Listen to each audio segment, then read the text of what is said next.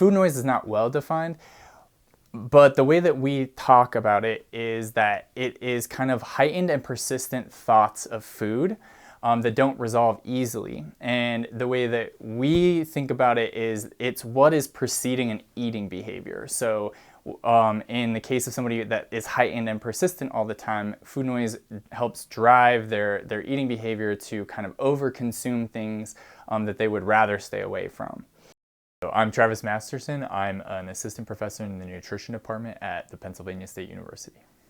Food noise is kind of a new term that's being used recently, mostly by patient populations.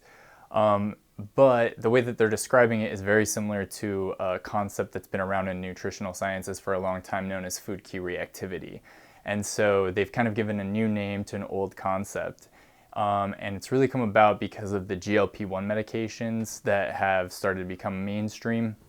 And one of the reasons we think it's becoming that way is because patients have been at really elevated levels of food noise or food cue reactivity. And when they go on the medications, they see a huge change in how they're feeling about food and how much they're thinking about food. GLP-1 is an incretin, which means it's essentially a signaling molecule, like a hormone that's released from the GI tract as you eat. So you eat, it's going to have an effect on the stomach. Your stomach's sensing all sorts of things like how much it's stretched out, what's going into the stomach, and it's releasing different signaling molecules. So GLP-1 is one of those signaling molecules. So it goes and it binds to a bunch of different sites, and that prepares your body to take in the nutrients that are coming in. And again, it helps you to know to slow down your eating rate, to stop eating as you're bringing in enough energy and nutrients, right?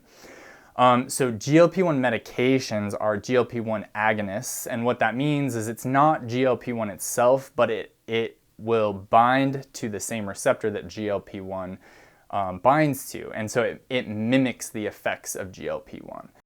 It was originally designed for diabetics or patients with diabetes, and so in that case, it was designed to help with blood sugar because there's binding sites for GLP-1 throughout the GI tract, including the pancreas. So as you're eating, it's kind of signaling your body like, hey, we need to prepare for this food that's coming into the system.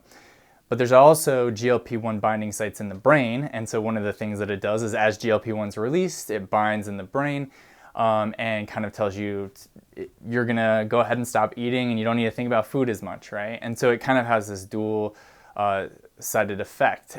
In some ways it's a good thing because it's shining a light on the interplay between like the physiology and the behavior, right? And so there's companies out there that are picking up on that and seeing like, oh, there's an impact to talking about behavior, realizing that these behaviors are not the same for everyone, that it's not just a matter of like, oh, you need to try harder kind of a thing, right? So there's a lot of complex physiology and psychology going on. And so it's good to see interest in that.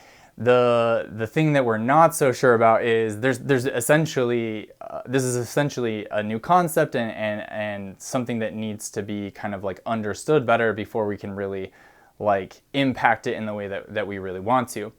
Content creator says, well, this is what I think food noise is, and this medication's helped me, and this is what it's done to me. Now we're looking and seeing how do people respond to that. So they say, oh yeah, I've had this similar experience, or maybe I haven't had a similar experience, it's very different for me, because that also brings some nuance to the conversation about like how it's not just the strongest voices, which are the content creators kind of like pushing out the ideas there, but like, are we missing anything?